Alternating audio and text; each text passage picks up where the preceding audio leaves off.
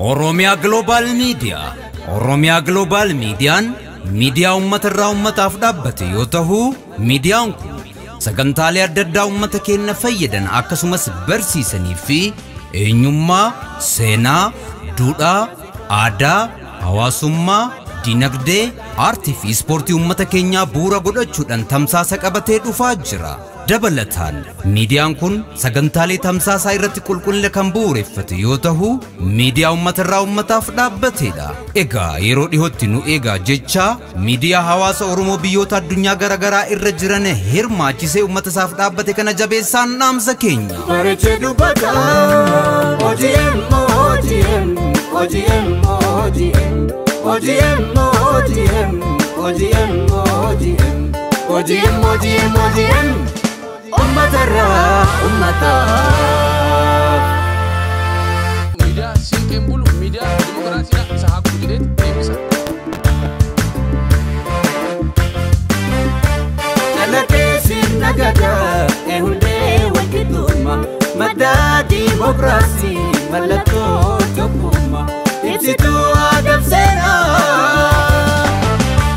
Dura botigena yazifa kanani Kamada walabu kaluba shanani Kawaka sadeta kanana sadeta Kawaka kuraja kachicho kurati Sinkevi atete kamalka malkata Lalota kushiro OGM OGM OGM Oromia Global Mediaan Bareechee dubbata OGM OGM OGM OGM OGM OGM OGM OGM OGM OGM OGM Ummatara ummata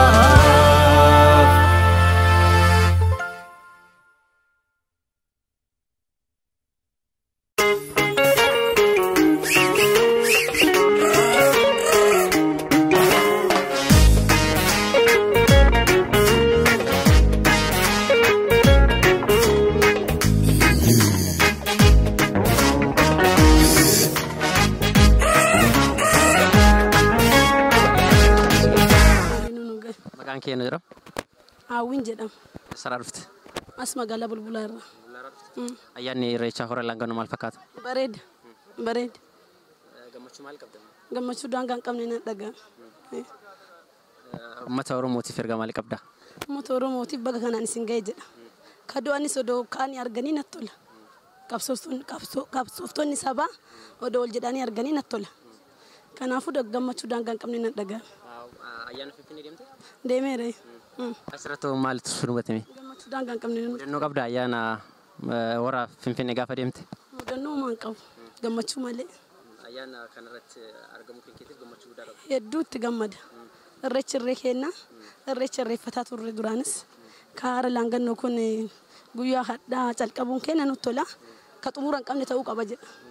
Xumuraatti uummanni Oromoodhaa cimee akka fufuu dhaamtaa jechuudha. Dhaamsa dabarsaaf. Kuni calqaba malee xumuraa miti.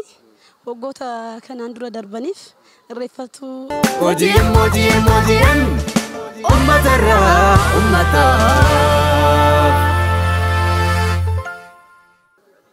Egaa kabajamtoota daawwattoota Oromiyaa Global Mediaadha.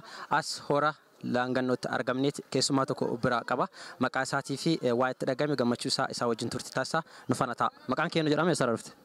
Maqaan koo Gammadoo Abdallaa jedhama. Dhalataa Arsii Nageelleeti. Ani hojiidhaan Nageellee Arsiiti. Hojiidhaan aanaa Mooyalee hojjedha. Waajjira aadaa fi turizimii hojjedha. Gammachuun na dhagame irreecha kana irreechi amantaa keenya isa jalqabaati, isa uummata Oromooti. Amantaan keenya kuni jidduun badaa ture. Haa ta'uuti dhiibbaa nafxanyoonni nurra gaggeessaa turaniini guutumaan guutuu baduu hin dandeenye wareegamaatuma har'aan geenne akkasuma hora Finfinnee irratti bara kana guyyaa 23 hanga 4 guyyaa 24 Finfinnee irratti geggeeffamaa ture. Kan guyyaa 24 kuni isa xiiqii of keessaa qabu. Isa waggaa 150 akka irreeffatamne nafxanyaan taasiftee jettee nuu deebisanii jechuudha. Oromoonni bakka jiranitti gammachuu isaaniitti dhagameen.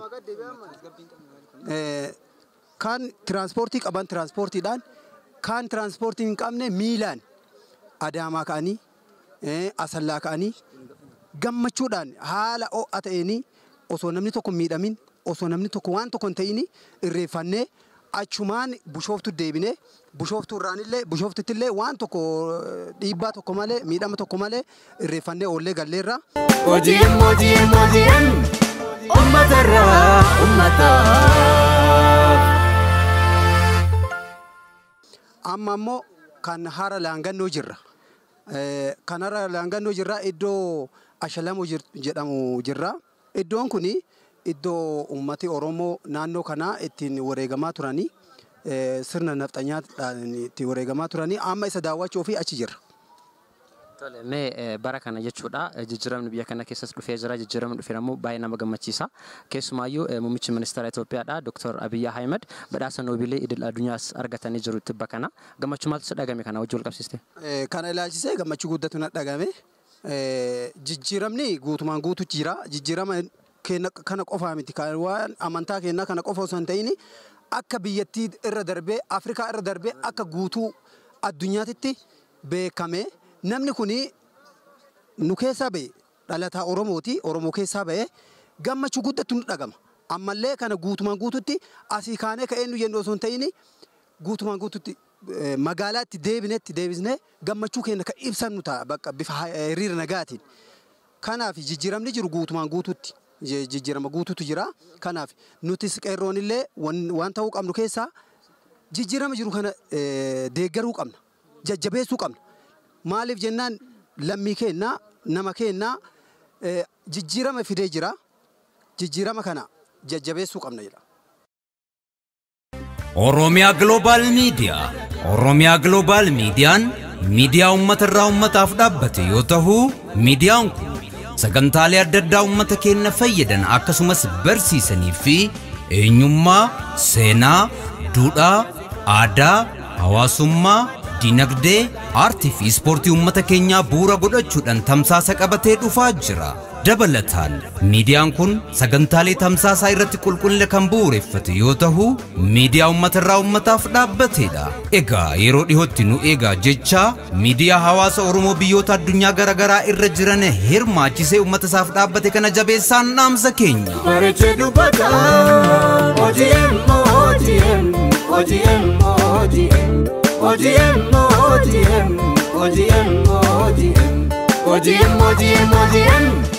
uummatarraa uummataaf. Miidiyaa siiqeen bulu miidiyaa dimokiraasiidhaa isa haakuu jedhee deebisa. Jalateessiin nagadaa hundee walqixxummaa madda dimokiraasii mallattoo tokkummaa ibsituu aadaa seenaa. Duraa bootti kenna yaasifaa kanani kamadaa walaabu kan lubaa shanani kawakaa saddeeta kanana saddeetama kawakaa gurraacha kan cichoo gurraatti sinkeefii ateete kan malkaa malkaata dhaloota kushirra OGM Oromiyaa Global Mediaan bareechee dubbata OGM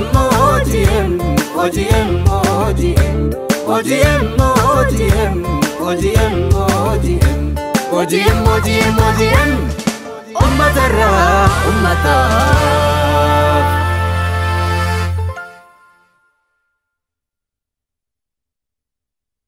OGM uummatarraa uummataaf.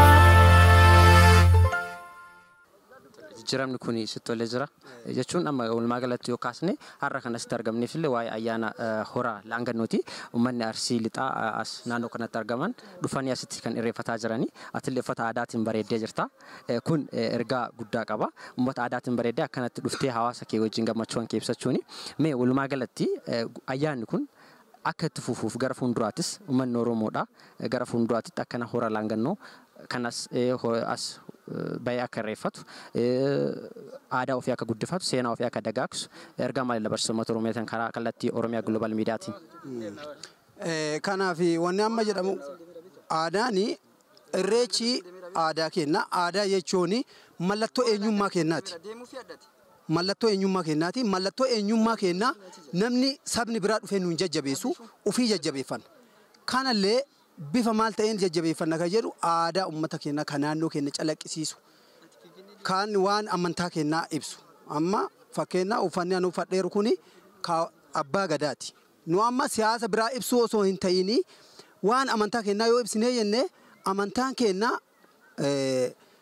isa jalqabaa isa ummanni Oromoo guyyaa keessa amantaa nurraa jijjiire osoo hin ta'ini kan abaabayyuu fi akaakayyuun keenyaa ittiin dhalatanii ittiin waaqeffatanii ittiin horanii bulan waan ta'eef amantaa keenya ittiin bareennee wayaa uffata aadaa naannoo keenyaa calaqqisiisu aadaa Oromoo calaqqisiisu uffannee bara dhufuuf waggaa waggaadhaan waan adeemsifamuuf itti qophoofnee yeroo biraatiifis haa jennu jedha.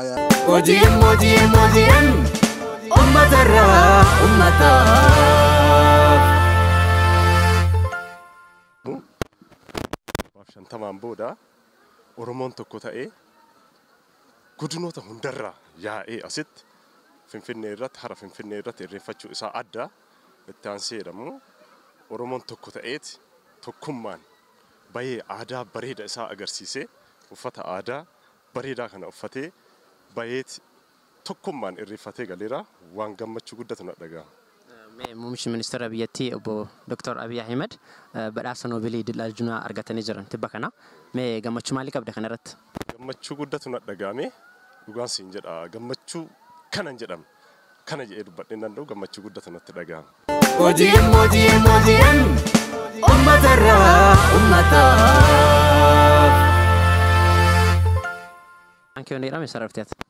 Ani kan dhufe magaalaa Baatu Irraay maqaan koo Alamuu Nageessoon jedhama.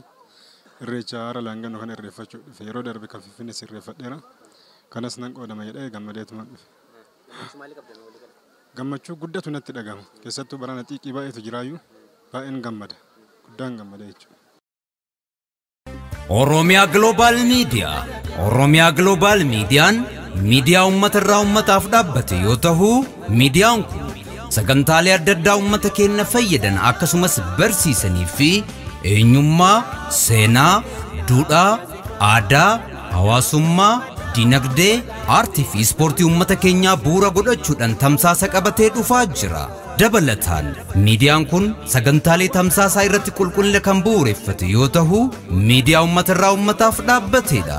Egaa yeroo dhihootti nu eegaa jecha miidiyaa hawaasa Oromoo biyyoota addunyaa garaagaraa irra jiran hirmaachisee uummata isaaf dhaabbate kana jabeessaan dhaamsa keenya. Bareechee dubbata OGM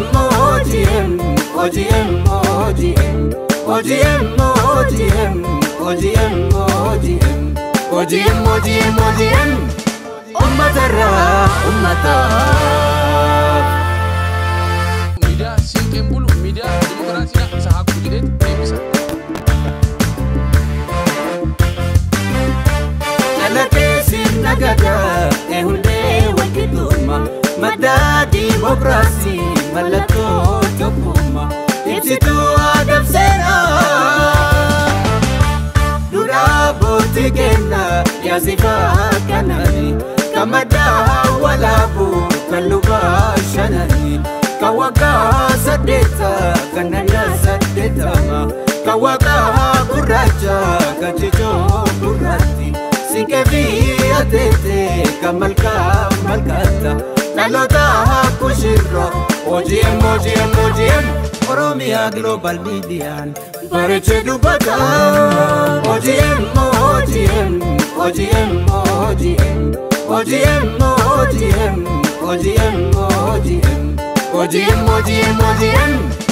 uummatarraa uummataaf.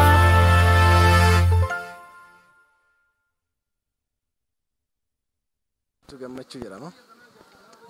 Asuma dhalataa ana Arsii Nageelleeti.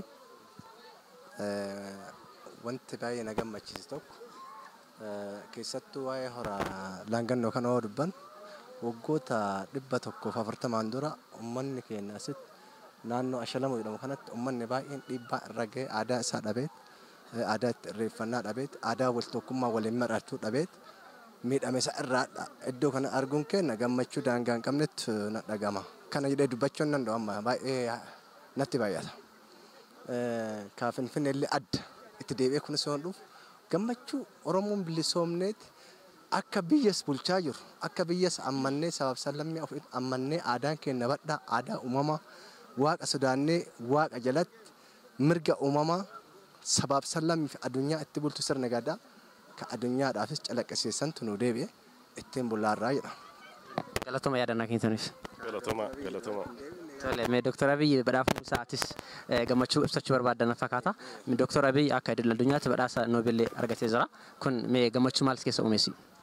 Dr. Abiy badhaafamuu isaa uummanni Oromoo hundatti badhaafamee jira. Inni uummata keenya kaawoo Oromoo ittiin bulu sirna gadaa kana qabatee nama ammatee mirga namaa eegsisee waa hunda akka Oromoon biyya bulchuu danda'us addunyaatti agarsiiseet biyyattii hunda ammateet gammachuu kana hin jenne numaratu argatee numartuu hariira baaneet waan kana gammachuu kana ibsachuu qabna jedha. Sabab sallammiin takka oduunaafin Oromoon bichaa dunte kenna mara jechuu gammachiin isaanii ammas kabiraa itti diqqaataa jiran. Dr. Abiyyiin itti diqqaata akka inni hojii dalagaa turetti baay'ee itti diqqaata jedhee yaadan. Kanaa oluu isaa gana kabiraallee argata jedhee hawwa. Hojiin uummatarraa uummataaf.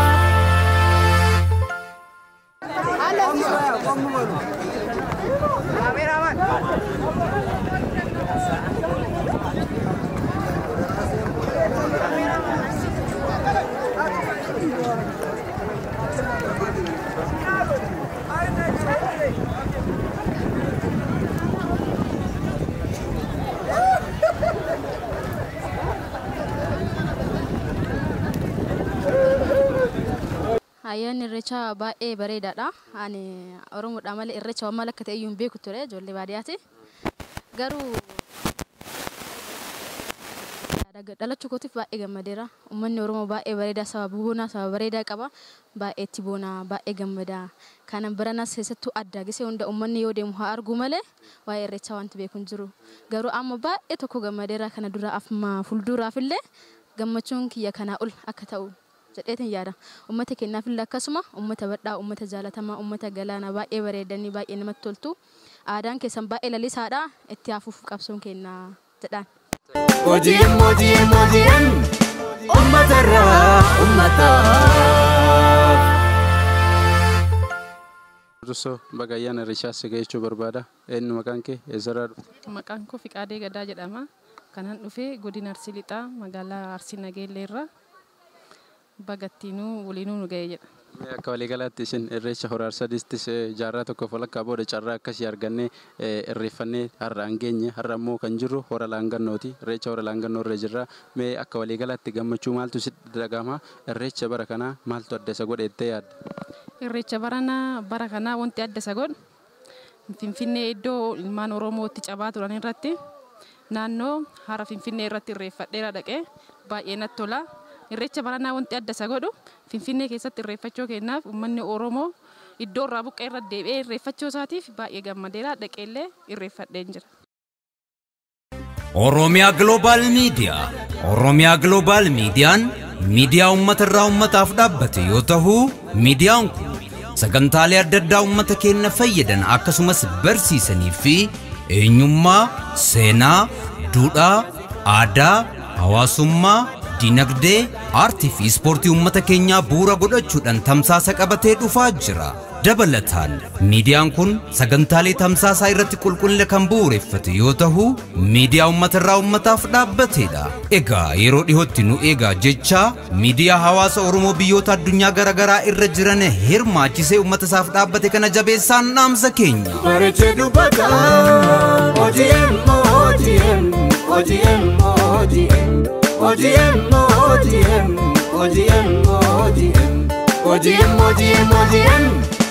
ummatarraa ummataaf. Miidiyaa siiqeen bulu miidiyaa dimokiraasiidha isa haa guutu jedhee deebisa. Dhalateessiin nagadaa hundee walqixxummaa madda dimokiraasii mallattoo tokkummaa ibsituu aadaa seeraa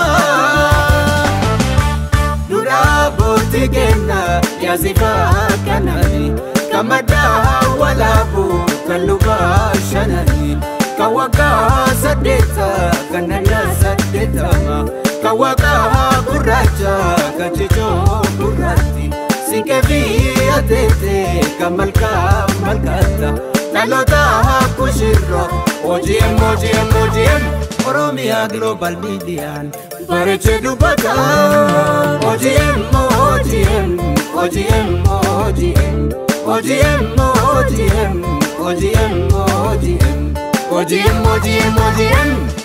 ummatarraa ummataaf.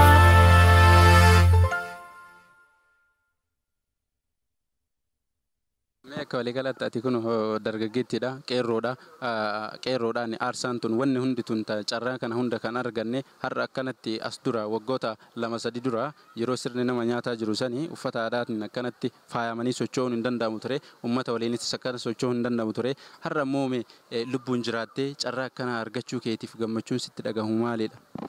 An kana keessa waan ibsachuu barbaadu sinan qaba. Bara 2009 maqaa mucaa kiyyaa himachoo yerootti sodaataa turre maqaa mucaa kiyyaa uftaanaa jedhama maqaa isaa yeroo himachoo sodaatamaa ture amma waaqayyo san hunda keessa nu dabarsee maqaa namaati miti uffannaa aadaa garaagaraa uffannee qabsoo keenya bakka ijoolleen keenya itti dhumatan hundatti deemnee irreecha irreeffannee gammachuun ummanni Oromoo waan fedhii isaa waan garaa isaa agarsiifata waan barbaade uffatee akkaataa barbaadetti dubbatee sabaaf sablammoota waliin bahee galuu danda'eera kanaafuu baay'ee gammadeera baay'ee natti toleera. Akka waliigalaatti namoonni baay'eetu nu eeggachaa jiranii akka waliigalaatti dhaamsa uummata Oromootiif qabdu nageenya uummanni Oromoo tasgabbiidhaan nageenyaan jiraachuudhaaf biyya kana keessa tiksuu keessatti sabaa sablammii waliin jiraachuu keessatti uummanni Oromoo akka waliigalaatti ati uummata Oromootiif maal dhaamta akka dargaggeettii takkaatti? Wanti ani uummata Oromootiif dhaamu tokkoffaa tokkummaa uummata Oromootiif dhaama jaalala walamantummaa inni biroo immoo qabsoo hadhooftuu kana keessatti hadhaa dabarsinee as geenye kana keessatti kutannoon qeerroonillee qeerrittiinillee jaarsillee jaartiinillee tokko ta'anii yaada walii wal dhageeffatanii guddaanillee xinnaanillee yaada walii wal dhageeffatee harka wal qabatee diina ofirraa ittisuu qabaa jedha. Galatoo guddaa galatoo. OGM ummatarraa ummataaf. Ayyaana Irreechaa kanaan isin gahe. Jecha hunduma kennaa waaqa kanaan nu gahe galatoofachaa ani waaqa Oromoo kaabaa kibbaa walitti nu qabee adda kaleessa dhossaa keessa turerree ifatti nu baase baay'ee galatoofachaa. Eenyu jedhamtan eessarraa dhuftan? Ani barsiistuu Meetoo Shaalloo jedhama ka dhufe ana godina Arsii lixaa aanaa heeban Arsiiti. Irreechi bara kanaa akka waliigalaatti jaarraa tokkoof walakkaa booda irreechi hora Finfinneettis kabajnee jirra hora sadeestis kabajnee jirra har'a immoo hora Laangannootti kabajaa jirra mee maal fakkaata irreecha bara kanaa maaltu adda isa godhe jettanii yaaddu? Irreecha gaafa Finfinneellee dhaqee jira sani irreecha odoo hin taane uummanni Oromoo xiiqiif bahee dhiiga lafee gootota keenyaatiif dhiiga daa'imman keenyaa inni itti dhagahamaa hundi isaatu irreeffatee baay'ee kan namatti toluuf baay'ee bareeda achumaan ka Bishooftuullee dhaqee ture sunillee baay'ee namatti tola kun adda garuu xiqqoo isii wanta adda addaa dabarsuun yoo dhufnu akka gaafa Finfinneetiif akka gaafa Bishooftuu sanitti qeerroon waan adda addaa dabarsaa yookiin gabbanii sirba taphataa wanta adda addaa dabarsan san hin dhabne xiqqoo isii hin qorra kan wanti dhimma Oromoo kanaan nu gahe waan ammallee galma nu geessa abdii qabna baay'ee natti tolaa jira. Oromiyaa Global Miidiyaan miidiyaa uummatarraa uummataaf dhaabbate yoo ta'u miidiyaan kun sagantaalee adda addaa uummata keenya fayyadan akkasumas barsiisanii fi eenyummaa, seenaa, duudhaa, aadaa, hawaasummaa, dinagdee, aartii fi ispoortii uummata keenyaa bu'uura godhachuudhaan tamsaasa qabatee dhufaa jira. Dabalataan miidiyaan kun sagantaalee tamsaasaa irratti qulqullina kan bu'uureffate yoo ta'u, miidiyaa uummatarraa uummataaf dhaabbateedha. Egaa yeroo dhihootti nu eegaa jecha miidiyaa hawaasa Oromoo biyyoota addunyaa garaagaraa irra jiran hirmaachisee uummata isaaf dhaabbate kana jabeessaan dhaamsa keenya. Bareechee dubbata OGM OGM OGM OGM OGM OGM OGM OGM OGM OGM OGM Ummatara ummata Media sinken bulu media demokrasiya isa hakku jedhe deebisa. Lalakesi nagada ehunde wakiduma madda demokrasi malato tokuma ibsitu agabsera Dura botigena yazifa kanani Kamada walabu kaluba shanani Kawaka sadeta kanana sadeta ma Kawaka kuraja kachicho kurati Sinkevi atete kamalka malkata Nalota kushiro OGM OGM OGM Oromia Global Media Bareche dubata OGM OGM OGM OGM OGM OGM OGM OGM OGM OGM OGM Ummatara ummata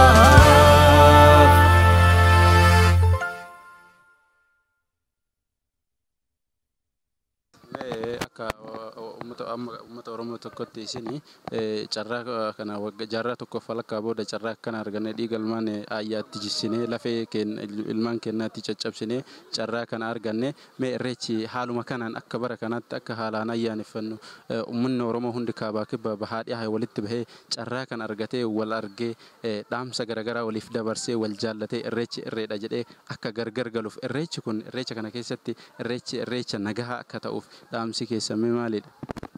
Irreecha nagahaa akka ta'uuf irreecha bahee uummanni Oromoo kaabaa kibbaa walitti dhufee wal argee walitti gammadee wal jaalatee baay'inni uummata Oromootu hagam akka gahu akka addunyaatittuu beekamaa ta'uun gadi bahee walitti uffata aadaa garaagaraa uffatee unkaan nu'uu miti akkuma addunyaatittuu ka hawwisiisu ta'ee darbeera ammallee akkanumaan uummanni Oromoo qabsootenna kahafeefillee jaarsa jaartii qeerritti idoon jenne akkanaan argisiisne waan biraatiin hin argisiisanii kunuu qabso jechuu walitti baanee walitti mudhannee waliin arguun kunuu qabso jechuu kana jedha. OGM OGM OGM ummatara ummata Mee akka waliigalaatti isaanitti deebitanii akka waliigalaatti dhaamsiisin uummata Oromoof qabdan uummanni Oromoo akka tasgabbiidhaan biyya amma yeroo ammaa kana biyya kan qabatee bulchaa jiru uummata Oromoodha akka wanni kun fiixa bahu uummanni Oromoo uummata guddaadha uummata bal'aadha uummata gara laafessaa uummata baay'ee jaallatamaa fi uummata rakkataa hammatee sabaa sablammii hammatee bulu mee uummata kana waliin nagaan akka jiraannuu fi dhaamsi isin qabdan akka Oromoo tokkootti maalidha uummata Oromootiif dhaamsi qabdan? Uummanni Oromoo dura nyaachisaadha malee nyaata miti. Amma paartiin tokko garagaratti qoodamee ka jiru kun walitti dhufee dura miidiyaa irratti gadi odoo hin bahin walitti dhufanii waliin mari'atanii waan uummata Oromootiif tolu mari'atanii mariin odoo itti deemanii baay'ee bareeda jedha. Gargar qoodamuun kun baay'ee onnoo namatti seensisaa ammallee uma kaleessaa kaantu cinaa nutti seena waan ta'eef uummanni Oromoo duraa danda'aadha obsaadha akkasumaan obsaa waaqallee kadhachaa mariin odoo waliin deemanii baay'ee natti tolaa jedha tokko. Oromiyaa Global Media Oromiyaa Global Mediaan miidiyaa uummatarraa uummataaf dhaabbate yoo ta'u miidiyaan kun sagantaalee adda addaa uummata keenya fayyadan akkasumas barsiisanii fi eenyummaa, seenaa, duudhaa, aadaa, hawaasummaa, dinagdee, aartii fi ispoortii uummata keenyaa bu'uura godhachuudhaan tamsaasa qabatee dhufaa jira. Dabalataan miidiyaan kun sagantaalee tamsaasaa irratti qulqullina kan bu'uureffate yoo ta'u miidiyaa uummatarraa uummataaf dhaabbateedha. Egaa yeroo dhihootti nu eegaa jecha miidiyaa hawaasa Oromoo biyyoota addunyaa garaagaraa irra jiran hirmaachisee uummata isaaf dhaabbate kana jabeessaan dhaamsa keenya. Bareechee dubbata OGM OGM OGM OGM OGM OGM OGM OGM OGM OGM OGM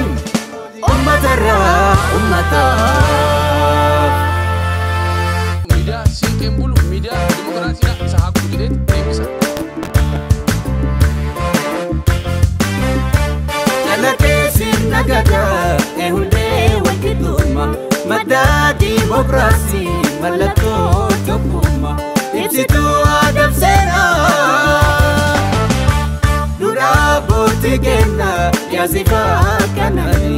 Kamada walabu kaluba shanani kawaka sadeta kanana sadeta ma kawaka kuraja kajijo kurati sinkevi atete kamalka malkata nalota kushiro OGM OGM OGM Oromia Global Median Bareche dubata OGM OGM OGM OGM OGM OGM OGM OGM OGM OGM OGM Ummatara